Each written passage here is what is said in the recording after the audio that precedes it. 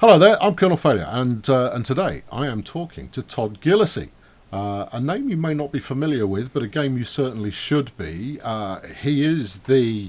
Are you the entire studio, Todd, or do you have friends? Well, I am the entire studio, but sometimes I do have to contract some art or sound work or whatever. But Right. yeah, I call all the shots.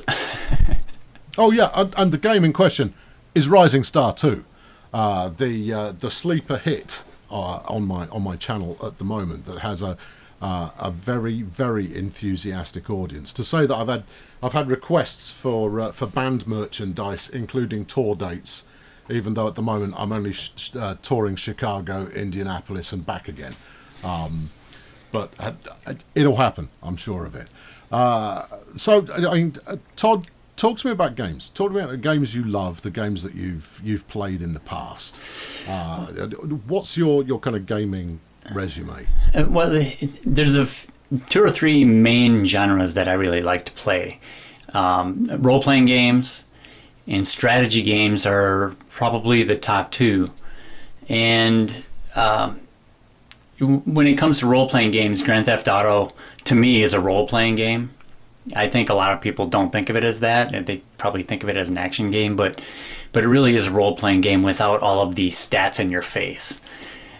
Right. And, of course, I love the Elder Scrolls series, role-playing games. Those were just a lot of fun, as long as you can get around the bugs and so on, because those are always just, there's such a big wide open world that it's virtually impossible for them to make a perfect game, unfortunately. Of course. Yeah. But But it's as still a long lot as of they fun. don't stop your progression entirely, though, Right. then you're good to go. And then, strategy games, I actually developed another game. It was a mobile game several years ago that was a turn-based tactical strategy game set in a fantasy setting. And it didn't do very well, mainly because I don't think that kind of game, at least at the time, was right on a mobile device, because mobile was too casual and that game was too deep. And so Right. the players that played it loved it, but not a lot of people got it. But it was, I love that kind of tactical strategy, turn-based type of stuff. I also played real-time strategy, like Warcraft series and StarCraft, Age of Empires back in the day.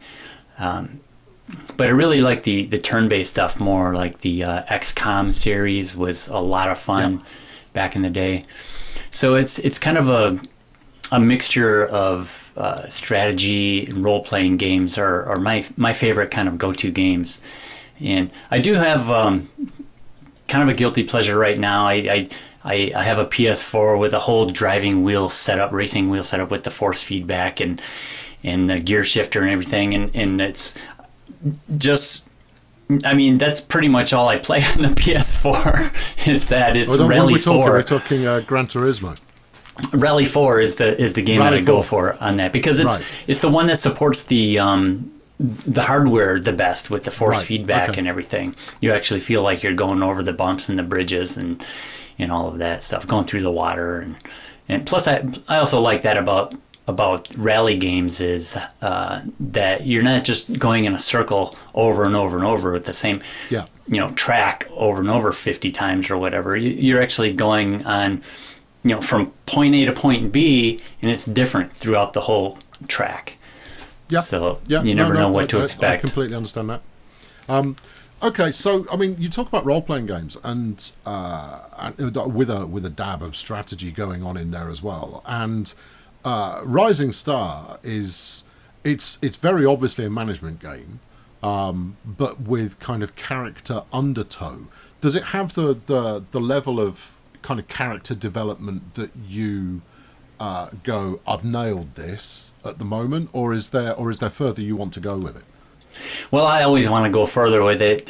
There's an unlimited pool of ideas for the game, not only of my own, but of course, players are offering Sure. up a lot of ideas of their own. But at some point during development, I have to decide, like, okay, this is the feature set that is what I'm going to release it as, and then from there I'll continue working on it. So that's what I did last year in August when I had to set the date a few months before that. So I had a goal, and I guess I reached what I was looking for, but I knew that it was going to be continued development. There was a lot of things that I still wanted to do. And well, I was thinking actually more in the sense of the RPG elements of the game. As an RPG fan, does it have as much RPG going on as you would like if you were just a player? No. If you just focus on the role playing part of it, what I would like to do, I would like to see, you know, like when you go into the venues and you talk to the bartender. Yeah. And that's very role playing-ish, like you're going to a merchant to buy gear or something like that, except it doesn't really have that level of interaction. I would like to add on to that, and, you know, and have more people that you see kind of in 3D environments and interact with that is meaningful. And you know, someday soon we'll have more relations. Right now, the relationships are really just numbers. They're stats. You know, how your relationship is with each different band and your relationships with the venues and stuff. It's just kind of a number that affects how things work. Sure. But what I really want to do is see the people that you have relationships with, and have conversations with them like you do in role-playing games, whether even if it's just, you know, select, you know, from predefined answers or something like that, but it could affect your relationship and open up new opportunities within the game. That extends to your bandmates as well. I mean, the only time I see my bandmates is when they're on stage, or if we're larking about in the photography studio. Yeah. Well, when I kind of was debating whether they should show up in your home. Right. And, you know, of course, all their gear is there. Yeah. But I wasn't sure if they would just kind of get in the way if they were standing there, or if they were just like, you know, sitting around on a couch or whatever, you know, not doing anything. I wasn't sure what would be the best way to present that, so I just kind of skipped over it altogether, at least for now. It's definitely possible, obviously, to put them in the scene because they appear in the other scenes, like you mentioned. I mean, the video series that I do, I talk to everybody. Anybody who crops up, I will go and talk to them. Every bartender is greeted, and then, you know, they're all clearly on the take from a garage of some kind because they want me to go and get a paint job. They are obviously making extra money there. We've actually got a little bit ahead of my question flow. I had a good question flow here, and we've ruined it already. Are you a game developer and indeed frustrated musician? Well, I'm definitely a game developer, and I am a musician. I'm not sure how frustrated I am,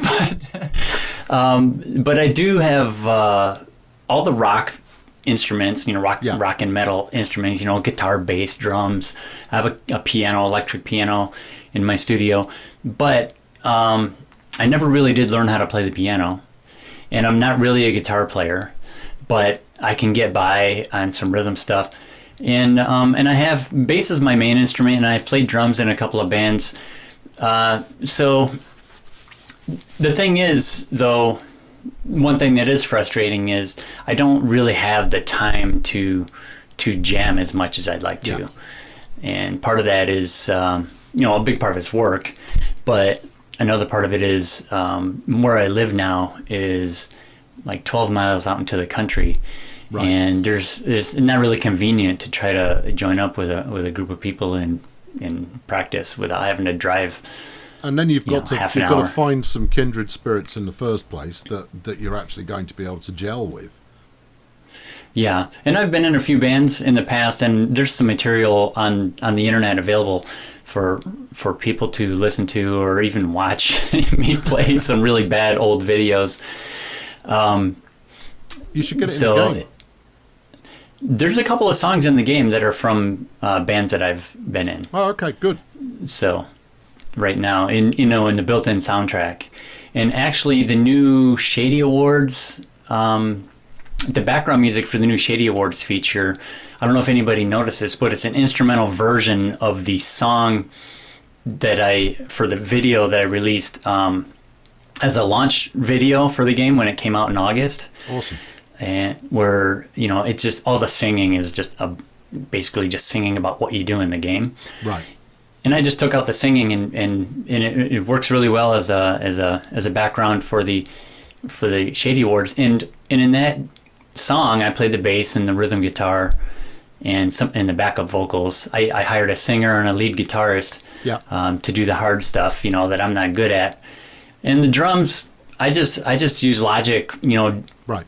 drum module. I didn't play them because I had like 2 days to get that video done to get the song done, and there's no way. I'm too rusty on drums to practice up in a couple of days and actually record it and make it sound good. Okay, so in which case I retract frustrated musician. I should have said maybe frustrated rock star, or perhaps once upon a time aspirant rock star. Maybe when I was very, very young, like 18, 19, 20 maybe. Yeah. I thought maybe I could, I guess I was, at that time especially, I was really more into metal.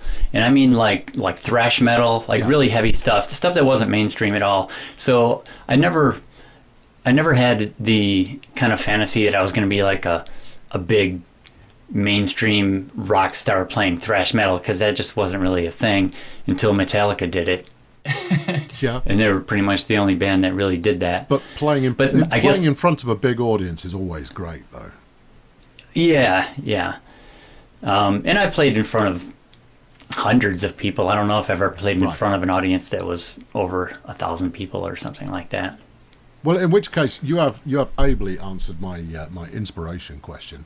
It's taking a bit of what you know and then pushing it out. But I do have there's something that's puzzled me since I first started playing. Why 2006? Now 1996 I could understand. 1986 I could understand. 2006 Napster's already happened. In fact, Napster's already gone. The music industry is in the midst of an earthquake where the old way of doing things is collapsing in amongst itself. Why 2006? A lot of things actually are done in the game for technical reasons. Okay. Not really creative reasons. I don't know if you ever played if you just heard of this game from one of your supporters, you probably didn't hear about or play the first game. No, I didn't. Which was called Shady O'Grady's Rising Star. So I decided to shorten the name to Rising Star 2. But Shady O'Grady's Rising Star came out in 2007. And at the time when I was developing it, it was 2005, 2006 when I was developing it. And I put in pretty much all the new modern gear that was available at that time. Right.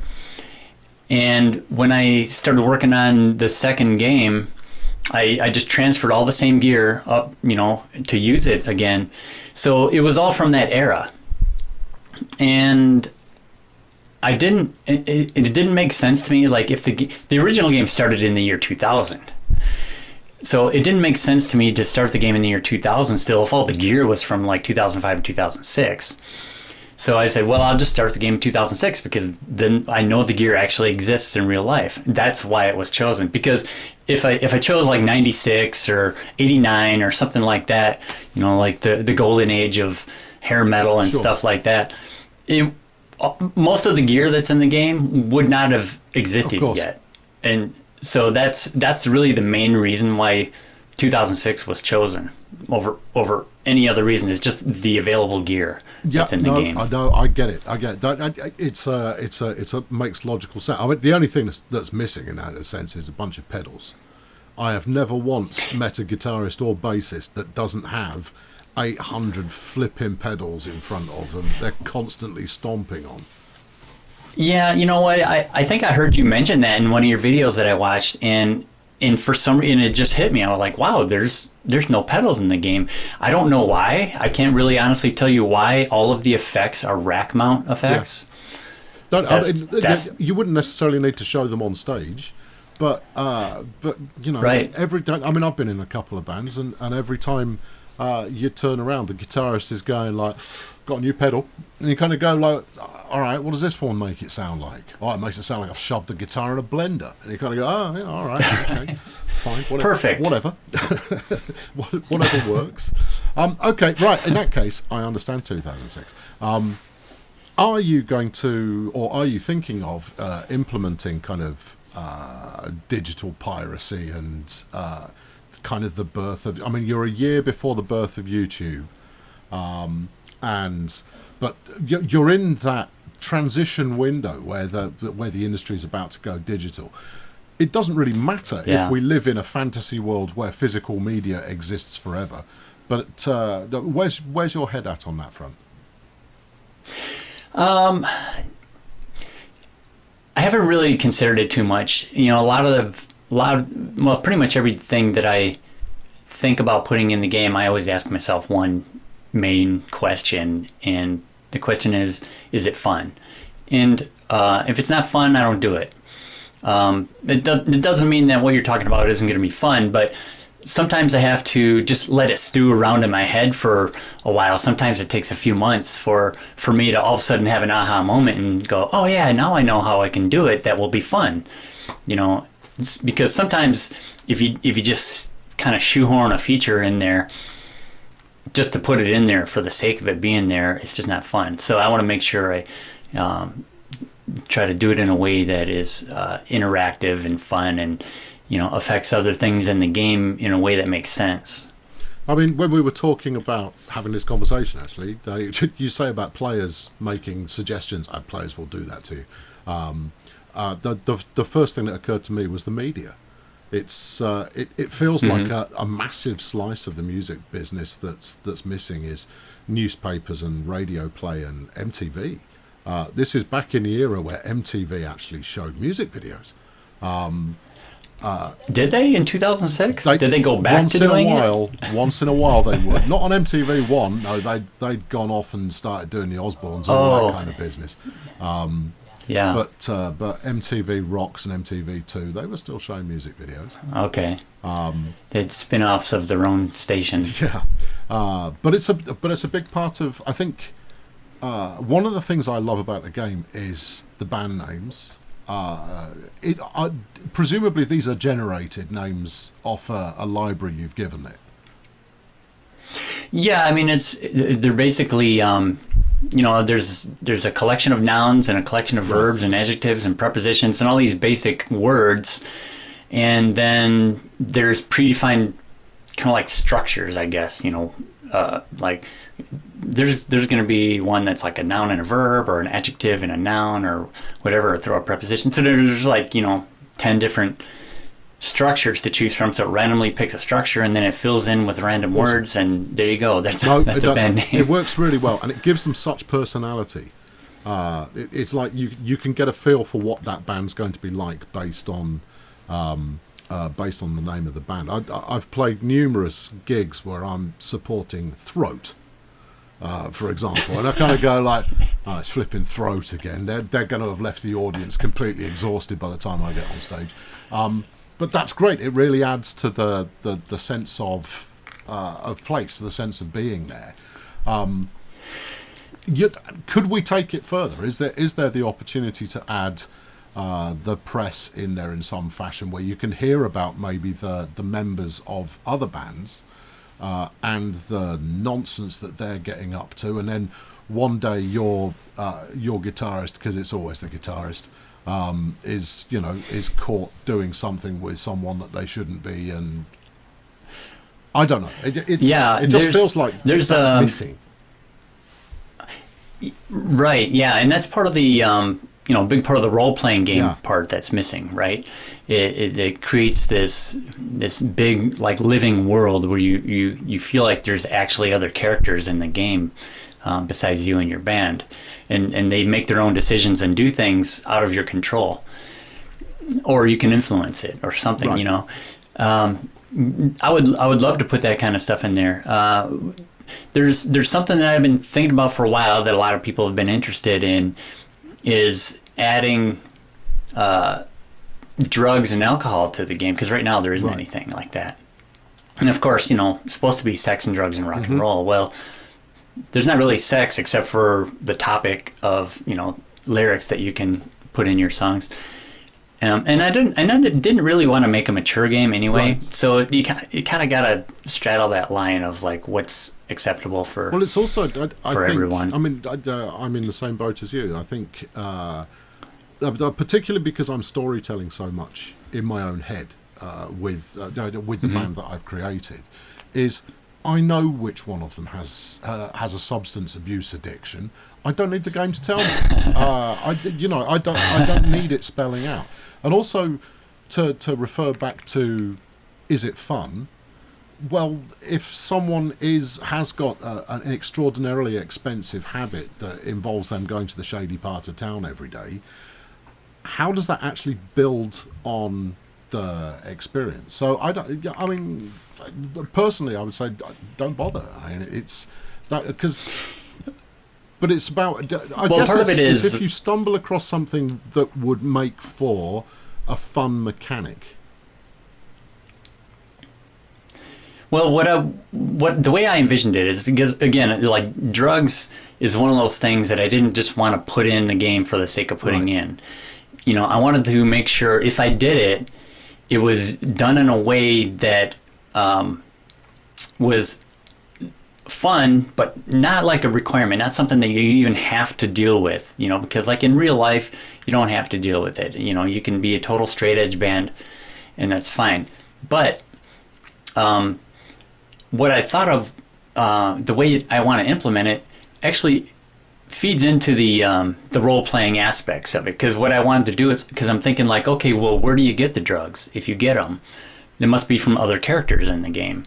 But you can't just go up to anybody and ask for drugs, right? You gotta form relationships and trust, and maybe there's an undercover cop, and so it made me start thinking, okay, if I do this, then I really need to add more of that relationship stuff where you see other people, and where's a great place to see other people? Well, the venues are one, because you already see people standing around in there. Make it so that you can actually talk to those people and interact with the people in there, and actually recognize people. So there's certain person, just by looking at him, you know who he is, and he's always that person. And then also parties. Parties are missing in this game. You have houses that are largely empty that would be perfect for throwing parties, or go to somebody else's band's party or something like that, and you can meet a lot of people, form relationships and stuff, and meet people where you can score some drugs if that's what you want to do. And I thought, okay, that sounds more fun to me than just like putting in drugs and saying, okay, I'm going to click a button to buy drugs. I'm going to click a button to do drugs. That's not very fun to me. That's not very interactive. I don't think it's necessary. I don't think it's intrinsically a value add in terms of gameplay. But I mean, one of my favourite autobiographies is Slash's. Slash's autobiography it's a tremendous read. He's not the best writer, Slash, but to give him his due, he can play the guitar quite well. The thing with Slash was he didn't seek to get into the level of addiction that he found himself in. He was always offered it at a party. They'd go around to someone's house and he was just offered something randomly, and he had a devil-may-care attitude and went, all right, yeah, sure, whatever. And before you know it, he's doing it all the time in massive quantities. And that's, I was going to say parties, but you obviously, we're not that far disassociated in terms of kind of outlook. I think, parties are the start point of adventure for a young band. It's where you find new band members. Right, and that's a great place to recruit new people for your band instead of just looking at a bulletin board. The bulletin board's great. It works brilliantly. But you would meet random people and kind of go like, oh, I've got a new van that you could have, if you like, or I'll do you a special deal on some t-shirts if you come by the shop tomorrow. It could be a means whereby you do in an RPG sense, you offer up some quests Right.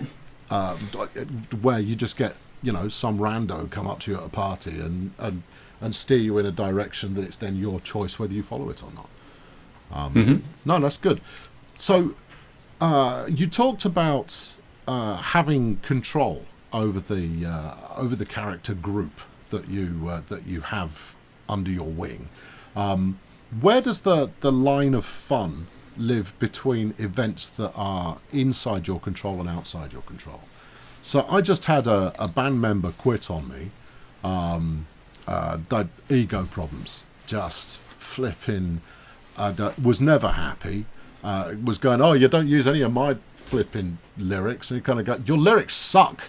If your lyrics stopped sucking, then maybe we would use some of them. And they just quit, and that was great because that was entirely outside my control. And based on what I've seen in the graveyard, I don't want to know. Actually, I don't want to know if it's possible for one of my band members to end up in the graveyard. I'd be thrilled if it was possible. Where's the line between they always turn up to practice. Just once, I'd quite like one of them to go like, no, I'm not feeling it, I'm not coming. And you kind of go, Oh, that's true. Once they get into your band, you pretty much do control them. Other than you can't directly control their happiness, and their ego, and whether they're going to quit the band. But other than that, they don't go off on their own and disappear for a while and not show up for practice, and they're 100% reliable until they quit. Yeah. Which I know is, from my experience being in bands, is not realistic. You always have somebody in the band that doesn't show up all the time. You got to replace. For me, it was always hardest to find a drummer that was reliable. I don't know why. So I had to go through a lot of different drummers. And that's and that feels. I mean, it feels like my starting lineup is going to be lineup for life. Whereas very few bands get that luxury of being able to hold one core unit together, especially early on. You've got people dropping in and out all over the place. I mean, the Beatles went through 3-4 lineups before they became the Fab Four. Right. And it would be nice to actually want to fire someone rather than through a narrative that I'd engineered myself. Yeah, I think there's two different types of players when it comes to this. There's some players like you and me, the way I designed the game originally, that just want things to happen out of your control, so people to leave the band, because I know it's realistic for people to be leaving the band all the time, having to find replacements. But then there's other people who just want to form a band and role play with that band and not worry about it. So that's a really tough balance to keep everybody happy on that. So I'm not sure the best way to handle that, honestly, at this point. There could be an option, for right now there's 3 difficulty options, but they're basically just collections of options, and people have requested more granular selections of like what you want, each different feature, how you want it to work. Yeah. So, if you want people to quit the band on their own, great, use that option. If you want them to stay forever, use that option, or whatever. Yeah, that might be something. I can see it. I can see both perspectives. There is that it's not like there isn't a challenge or there isn't work to be done in having a fully stable band that you're just trying to once play the perfect gig or put out a great record. But it's like just having something out of the blue, ever so rarely, but something out of the blue even so is, I think it adds, it's not an element of danger so much as all of a sudden that plan you had, you now need to rethink that a little bit because you're recruiting a new band member and you've got to practice to get your set back up again. I don't know. But hence the question in the first place: where's the line? Where is the line between your characters having a degree of autonomy and you having full control? Where the sweet spot is? Well, what I would like to do is, with all that relationship stuff that we talked about earlier, form relationships and things that affect things in the game that steer you in a certain direction, steer different situations in a certain direction, so that it's still random that things can happen, but the more you are in a certain direction, the higher chance of it happening. So you kind of create your own destiny, but you're still not totally in control of it. You know what I mean? Yeah. Like, for example, you can right now you can drive the van around as carefully or as crazily as you want to, and a lot of people love to drive it around like crazy, and you end up running into trees or buildings and stuff, and people get hurt, and your equipment gets hurt, and your van gets hurt. But that's really kind of a choice of how crazy you wanted to drive the van. Right. It doesn't really happen automatically, and it's not totally random, but it's kind of random if you're driving like crazy what you're going to hit, if you're going to hit something. Yep. Well, you've also that's a real simplified example. You've got the random aspects of you catch a flat while you're going from town to town, or the van takes extra wear and tear, and that's something out of your control, but it feels like that's just a bit of an extra money sink. I am forever repairing that flipping van. It would, I want better car insurance. But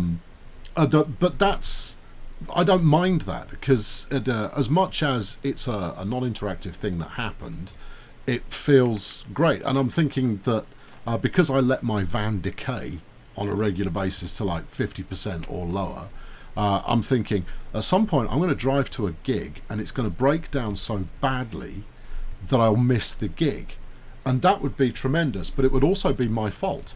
Let it get that bad. So I think you could it's possible to do the same thing. That's a good example. Yeah, that's a great example, because it's within your control to maintain the van or to stay reliable, but the more it gets out of control because of your own decisions or lack of, then the bigger chance something bad is going to happen with it. And that's exactly what I'm talking about.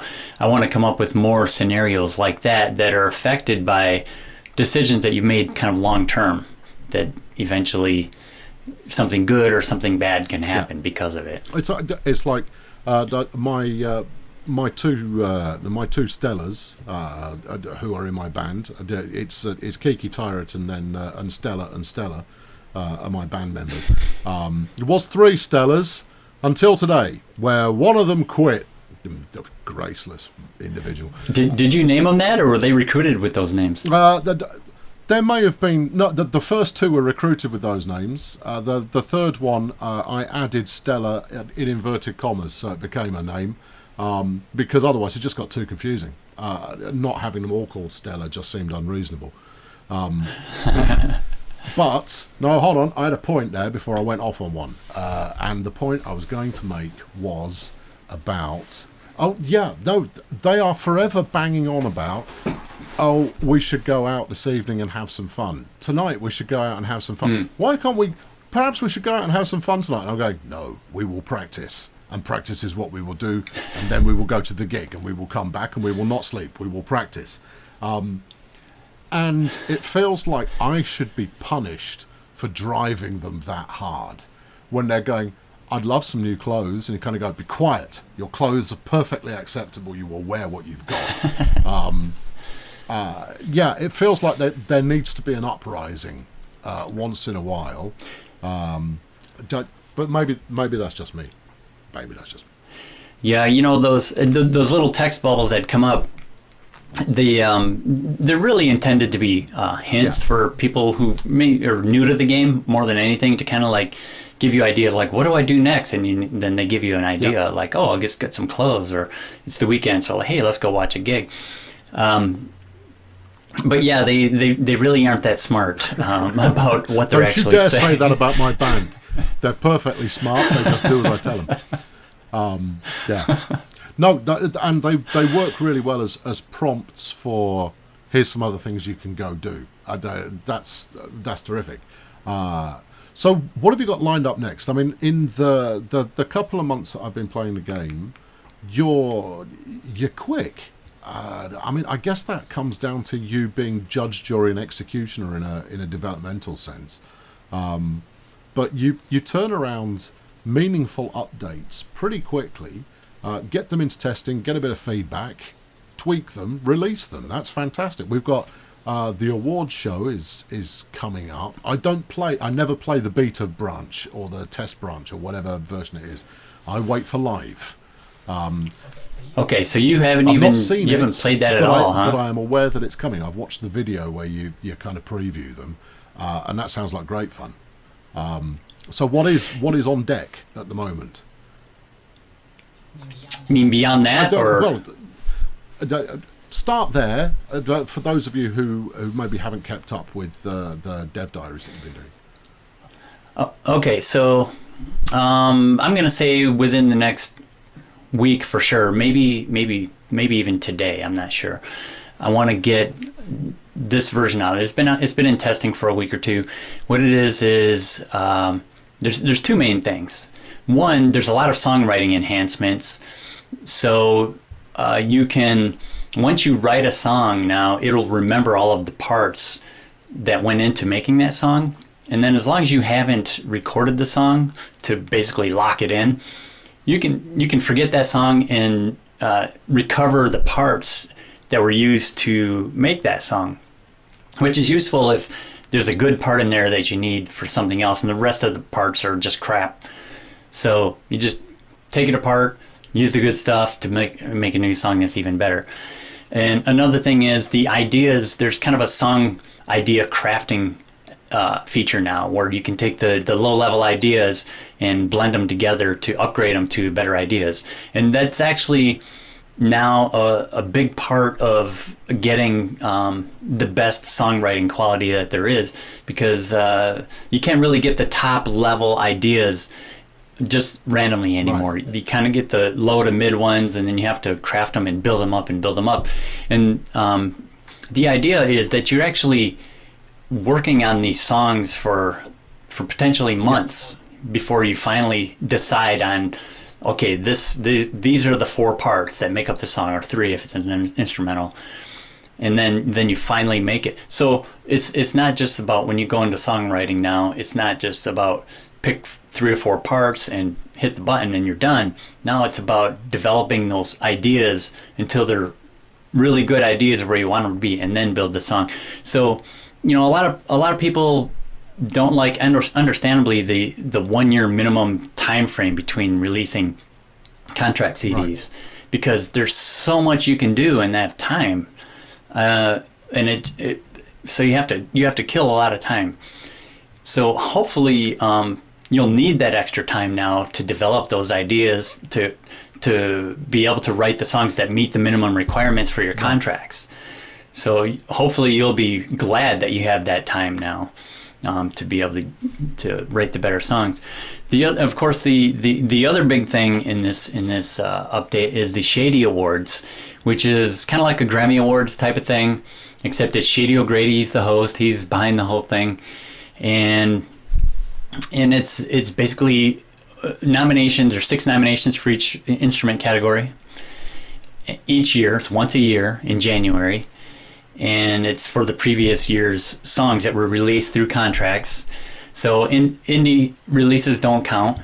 So you have to go through a contract, and it's all about the technical ability and quality of the songs. It's not a popularity contest, right, at all. So you can play the game a completely different way if you want to try to get Shady Awards compared to get popular and rich. So I think it's pretty cool because it just opens up more ways to play the game. You know, of course, if you can get rich and famous and win the Shady Awards, then it's even better. That's probably what a lot of people will try to do, but it's going to be difficult, I think. But I didn't want you to have to be popular to win the Shady Awards. You know, one of the things about the previous update, the previous major update with the attitudes and everything, was adding the playing skill. Yeah. Was more important now, because you add difficulty to the ideas, and you had to have high playing skill to be able to practice the songs up to the maximum. And so people were like, oh, I feel like we're just being punished for having high play skills now. What's the benefit? Well, this is the benefit that was, you know, coming down the road, is you have to have high play skills if you want to win those awards. So, you know, I'd say pretty much everything that I work on in the game is like a stepping stone towards something else. And that's what that was. And I always knew I want to have awards in the game. So I thought, well, that's the next logical thing to put in the next update. So started working on that, and then the songwriting enhancements just kind of came along with that, because that was also kind of up there in the list of what I wanted to do. And it wasn't terribly difficult to implement that compared to like the awards or attitudes and stuff like that. So I was like, okay, I'm just going to put it all in, because it just kind of fit in anyway. I love the attitude stuff. The attitude stuff just clicked immediately, because all of a sudden your band's about something. They do have they have a theme. They have something that they're actually about. That initial unifying your band members to be kind of somewhat aligned, although maybe you've got a slightly broader spectrum. That was great, and then having the decision of, do we compromise our artistic integrity to tie in to what the popular attitude is at the moment? And frankly, I say no, we will never compromise our artistic integrity. That's an interesting way that people play the game. Is, you know, some people play it like a game where they just want to win as much as possible. You know, and they want to just follow the rules to win. And those are players that, you know, okay, the popular attitude's this now, so let's switch over to that and constantly follow whatever's popular. And then there's other excuse me. And then there's other people like you who say, nope, this is what we're about, and if it's popular, great. If not, tough. Yep. This is what we're doing. And I mean, you know, I am routinely accused of playing games wrong. Because that's how I play every game. Is the game is only a conduit for me to come up with adventures and to have fun, and Rising Star certainly gives me the platform off which I've got many stories to tell, and that as I mean, you know, I might make videos out of it, but I have to stop playing it when I finish making a video, because otherwise I'm going to burn through story, and I'll have less to say in the future. No, that's really good. Yeah. Have you observed players acting in a strange way, doing things that you hadn't expected? Yeah, I can't think of anything offhand right now, because it's probably been a while. But yeah, I actually like when players play it differently than I expect, because that means that as an open world game, it's working. You know, people can play it however they want, not just the way that I want them to. No, that's good. Sometimes I feel like some games you don't play the game plays you, because, you know, it's basically telling you what to do every step of the way. And, you know, I don't want the game to be like that. So we're coming up on the end of our time. What have I not asked you that you wished I'd had done? Or have I done a that I wish you would have asked me? What should I have asked? Yeah, I know. You know what? I came into this interview without any preparation, kind of intentionally, because I wanted us to just kind of wing it, and so I didn't really have any ideas in advance of, like, you know, what to talk about. So I really don't have a good answer. All right. To Look, that I've got a good question. one. Are you loving it as much now that players you're starting to get a lot of a reasonable number of players? I mean, obviously not as many as you'd like, but you're getting a reasonable number of players giving you feedback, getting stuck into the game. Is it what you wanted? Are you at the stage where you think like I am on the right track here? This is clearly, I'm building something that I'll look back on and go, that was great fun. Yeah, I haven't, other than like before the game was launched, I haven't done any real marketing for the game. It's all been just whatever through Steam and people telling their friends and people like you playing it on their YouTube channels. And I keep on thinking I probably need to do a marketing push. But before I do that, I need to get this next big feature in there so that can be part of the marketing push. And then I get that out. And then the next idea for the next, big feature comes up and I'm like, I should probably get that in before I do a marketing push. And it just keeps going like that. I don't know when I'm going to be satisfied with the game enough to feel like, okay, now I can like do a mass market, push on this. I don't know when it's going to get like that. But I'm really happy with how it's coming along so far. If you look at it now compared to when it launched in August, there's so much added to it in just a short amount of time. Yeah, there really is. It's and I think it is going in the right direction, and a lot of that is due to the feedback from players. Of course, I have a lot of ideas, but there's a lot of things that I either wouldn't have done on my own or would have just put on the back burner if it wasn't for players kind of pushing me to do things. When I see a lot of people requesting the same things, even if it's a small thing, I'm like, okay, I guess I should probably do that. It's not as small as I thought. Right. In which case, if you're open to suggestions that are small things, I'd like to be able to buy a different model of van. There's nothing wrong with the van I have, but I would very much like a VW camper. If it's all the same to you, a VW bus would do me absolutely great. And that's literally just, it's a switch of the model and maybe a car dealer. That's 20 minutes worth. There's a lot of easy. A lot of suggestions for driving different vehicles, that's for sure. And it's not quite as easy as just switching out a model because I was being facetious. I'm sorry. Right, but the biggest delay for anything like that, when it comes to any kind of like content, whether it's models or whatever, is if you look at the van, how many paint jobs are available for that van? I don't know, probably like 50 or 60 different paint jobs. Sure. So if I put in a new model, suddenly there's no paint jobs available for that new model unless I go and have an artist go and do it. So it's just a matter of creating. It's not just a model. It's all those textures for the paint jobs also. So it compounds pretty quickly.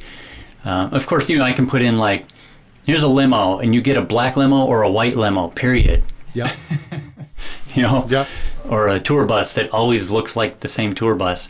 Of course, what a lot of people also would like is to be able to design your own paint job on a tour bus, similar to designing your CDs and your banners. And that's something that I would like to be able to do too. Designing that's really kind of the reason. Covers makes me so happy.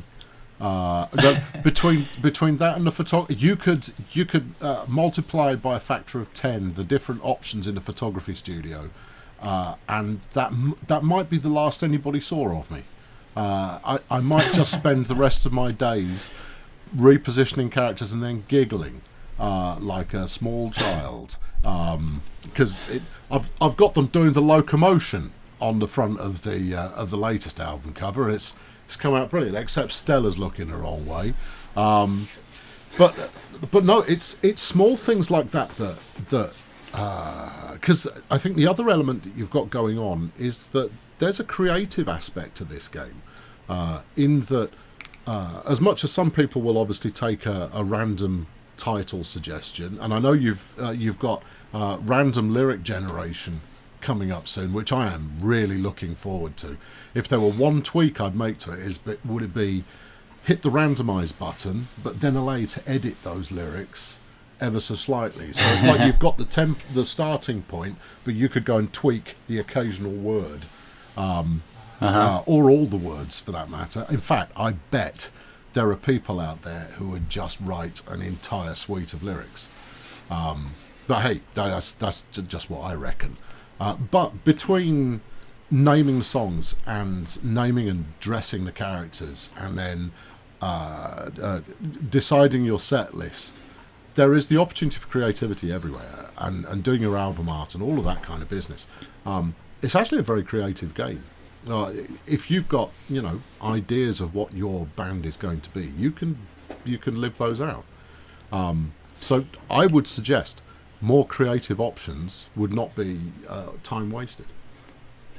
Yeah, we kind of didn't finish the question earlier about what's coming up, but one of the next things coming up is probably going to be the T-shirt designer. Ooh. I know a lot of people would love to design their own band T-shirts, and see you walk into a venue and there's people standing around and some of them are wearing your band shirt. That's awesome. And I need people, if I walk into a venue, I need groupies walking up to me asking for autographs and stuff. That'd be great. We talked about the merch table idea that you had earlier on, and I think that's got the same thing.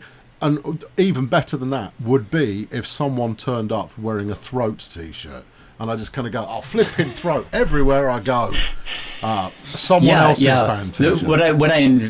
What I envision is you show up at one of your gigs at a venue, and it knows who the bands are in the lineup, and it knows who's more popular and so on. So you walk in there, and everybody in the venue is wearing a T-shirt from one of the bands playing that night, right? Including your own, or a band that's in the chart. I can think of no finer thing than being an upcoming punk band walking into the venue that evening, and everyone in the bar is wearing a Britney Spears T-shirt. That would make me absolutely howl. That would be so funny. But hey, look, I think you've got the right ideas. So as much as this, it's not a papal blessing or anything, but genuinely, I love what you're doing with the game, and it's allowing me to go on stupid adventures with my band of misfits. Well, thanks. I really love what you're doing with how you're playing the game, and showing people how you're playing it, because it's really how I would love people to play it. Is it's a role playing game, and you're role playing through it, and just having a lot of fun, and it's really funny. Some of the things that you say and do in response, like you say, you talk to everybody that you go up to, and it's running jokes, nothing but running jokes, all running jokes, and it makes me laugh just watching. Brilliant. Well, thanks very much, Todd. It's been a lot of fun talking to you. And when you decide you need to do a bit of marketing, let me know, and I'll give you a hand.